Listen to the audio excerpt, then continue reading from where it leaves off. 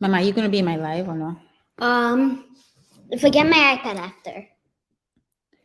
Okay.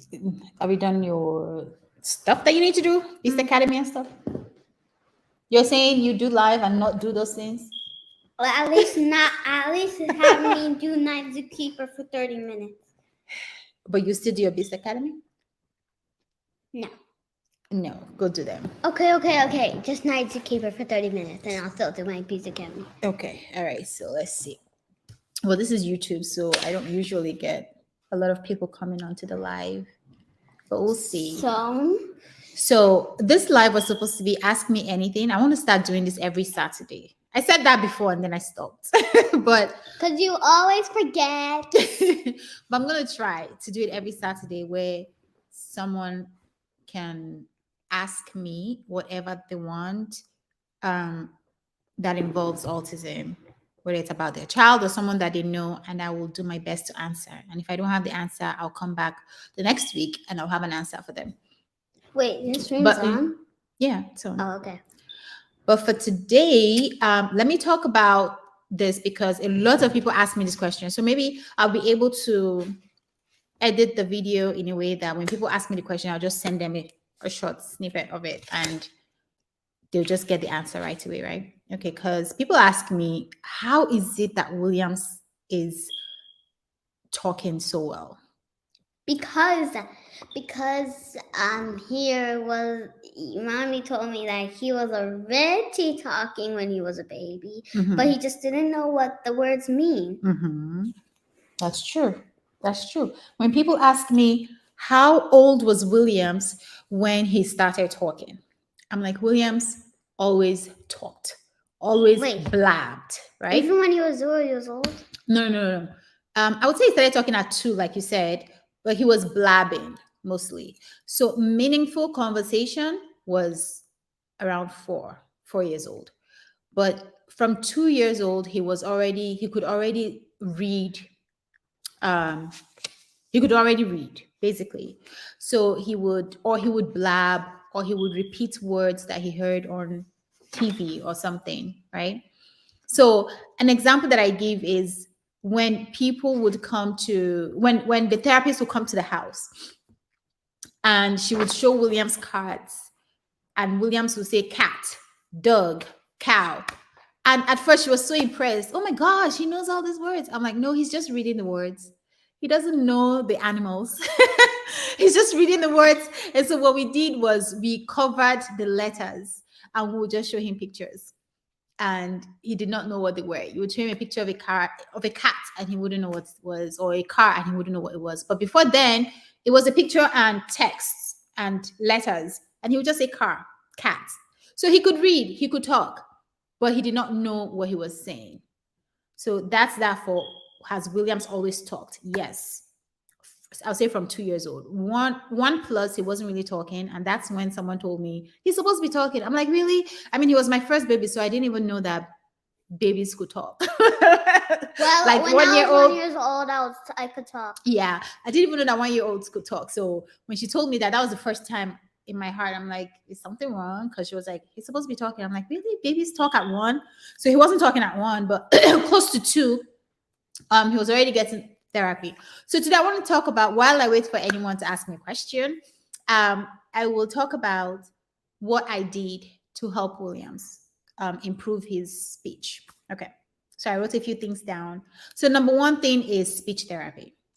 We did a lot of speech therapy, and I'm lucky to be in a place where I didn't have to pay out of pocket for speech therapy. So in the beginning, Wells would get hours of speech therapy in a day, right?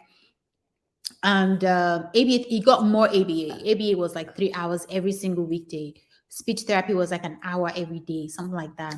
So he got speech therapy very early on, even before he turned 2. He was getting speech therapy. And early education also helped. He went to early education before he turned 3. So going out to that environment also helped. And I was also taking him to family centers for autism, where he wasn't really interacting with the other kids, but he was seeing other children interacting. And most of the kids there were autistic kids anyway, but some of them could talk. So he could see that it was expected of him to talk. So basically, this is for someone who maybe that's your first child and that's your only child. You want to put them in an environment where they see other children talking. Even TV, even showing them TV where babies are talking would also help. Because just like I didn't know that a 1-year-old should be talking, I feel like the kids, especially if that's your only child in the house, they don't even think that it's expected of them to talk. So that would help as well if you expose them to that environment where other children are talking. So we did all of that, a lot of speech therapy. And then another thing that I did is that I let my son script. Okay. I found out very early on that scripting was good for him. It wasn't something that I wanted to stop him from doing. Unless, of course, I wanted him to do something productive. Maybe I needed him to put on his clothes, and instead of listening to me, he's scripting. But at that age, I was putting on his clothes for him anyway. It's not long ago that he started doing it himself. So I would let him script because I found out that the more he script, the better he became with being able to use those words. Like it gave him more confidence. Say, for example, you say, "How are you, Williams?" And then you tell him, say, "Fine." So in the beginning, when you say, "How are you?" and you say fine, he's going to say fine, right? but but after a while, you reduce it to fine. You say, "How are you?" "Fine." And then he knows just to say fine, not say fine. Okay. I hope that's making sense. Is that making sense to you, Mama?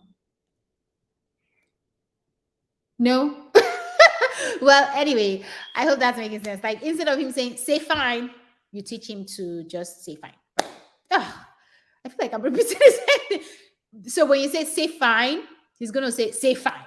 So Just like Aaron does in social skills. Who? Aaron. He does that in social skills. He says say. So when someone says say hi, Aaron, he just goes hi, Aaron. Exactly. He goes hi, Aaron. So after a while, and that's fine too. Just the fact that they're even repeating those words is fine. Over time, then you can teach them to just say hi, and then they'll just say hi. So hi, Aaron. So that's how it was in the beginning. So I found out that when Williams repeats those words, because when I say fine, and he goes say fine, he walks away and he keeps saying say fine, say fine, say fine, or he keeps going fine, fine, fine. And that's okay, because next time when I say how are you, it's registered in his mind that he can just say fine. And because he has said it over and over and over, it gives him confidence to just open his mouth and say fine, right? I don't know if that makes sense, because sometimes our kiddos on the spectrum who are not speaking, sometimes it's because they don't even think that what they're about to say is correct. And they don't think that, and they don't have the confidence. They don't know if that's the right thing to say. They don't know if they're saying it the correct way. So that repetition helps them to just build that confidence. So I let him script. So if you have a child on the spectrum that likes to script, please let them script. It's actually helpful. Okay. And over time, it will reduce. Don't think that they're going to script the rest of their lives. Over time, it will reduce once, vocabulary, they get used to vocabulary and the way they use it. Okay. So another thing that I did to help Williams with his speech was when he would say something, I would ask him, hey, what do you think that word means? And we would try to use that word in different sentences. So it gave him an idea of what that word meant and how we could use that word in different sentences. So basically just English language, right? That's the kind of thing that. And I wouldn't get a headache from you two doing that? What? You're usually in the conversation. I'll ask both of you. And what? Then, but I was a baby. Yeah. So but I was like 1 year old. Oh, Jesus. So basically it's what they would teach them in school, but it's just you as a parent or caregiver doing it with them over and over and over, and make it fun, like, hey, that word that you just said, or that word that I just said, what do you think it means? And then they will tell you the meaning, and then what other way can we use the word? And then another thing that I did to help Williams with his speech was I let him help Zita.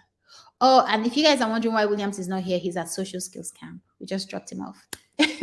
And this live was supposed to be just me, but Zita wanted to join in on the live. So I wouldn't guess it have to do 1 hour of night duty. So she wouldn't have to do 1 hour of her schoolwork. She says if she joins me, can she do only 30 minutes? All right, that's Can fine. I actually do 25 minutes? Be quiet. 30 minutes. Don't push it. Okay, so another thing that I did to help Williams with this speech was I let him help. So what that means is, because Williams was so good at reading the words, he was so much better than Zita. Zita, I had to teach how to read, but Wells, I didn't even have to teach how to read. So when I would teach Zita, and Zita doesn't understand the meaning of a word, or she doesn't know how to pronounce a word, I would have Williams help. So it gave him a boost of confidence that was something that he had power over. And I would say, hey, help your baby sister. What do you think, Wells? And he would help her with the meaning, or with the pronunciation, or with the opposite of a word, or with the synonym of a word, whatever it was that I was helping her with, I would make Williams help. And when did I start reading? I don't know, maybe 4, 5. How was Rose reading when he was 2? Yeah. How was he reading when I was 2? So I'll have Williams help her, and that really, like I said, gave me a boost of confidence and made him even want to know more when it comes to speaking and speech and vocabulary and all of those things. It made him want to know more because he wanted to be able to help. And sometimes when he would help and it wasn't like the correct thing, I would try to explain it to him in a way that he would get the correct answer, just because I wanted him to have that power. Okay, so the last thing I did, or we're doing, there's one viewer on watching. Yeah, that's awesome. I don't know who the viewer is. If you're there, you can leave us a comment or something. If you have a question, leave us a comment. Thank you for watching. So another thing that we did, or that we're doing, is that we talk. We talk to Williams a lot. Sometimes I just have conversations just for the sake of having conversations, just to hear him talk back to me. And plus, I'm going to confess, hearing Williams talk is very funny. Okay, so anything is funny to you. See, you just laugh. You're still laughing. Hearing him talk is so funny. So I enjoy having a conversation with Wells, and especially if it's not even on something serious, like I'm just goofing around and just talking about something, and then he has to kind of figure out what I'm saying and reply me and all of those things. So all of those things help him to build his vocabulary. So those are the ways. I don't know how many ways that is. 1, 2, 3, 4, 5 ways. Those are the 5 ways. Or is it 6? I don't know. I think I mentioned some things that are not written down. 5 or 6 ways that I helped my son to improve his speech. So I hope you got something from this. Says talk. Yeah. talk. That's not the same thing as conversations, Mommy. You need to build your vocabulary. So instead of saying talk, I should have said conversations. Yes. We have conversations. You're right. Yeah, we have conversations. It's back and forth. Okay. Well, that's it, guys. Those are the ways that we have helped Williams with his speech. And now when he talks, sometimes people are like, oh, wow, he has autism? Yes, he does. But hey, Miss Lisa. She said, hello, Zita. Hi. Say good morning. Good morning. Thank you so much for watching us. But that's it, guys. That's it. That's what we did what we're doing to help Williams. And you guys try it and let me know. Try any tips that you haven't tried before, and let me know how that works for you guys. So you guys take care and have a great weekend. Bye, Miss Lisa. Thank you so much for joining. Mama, you want to turn it off? End stream. Yeah. Bye.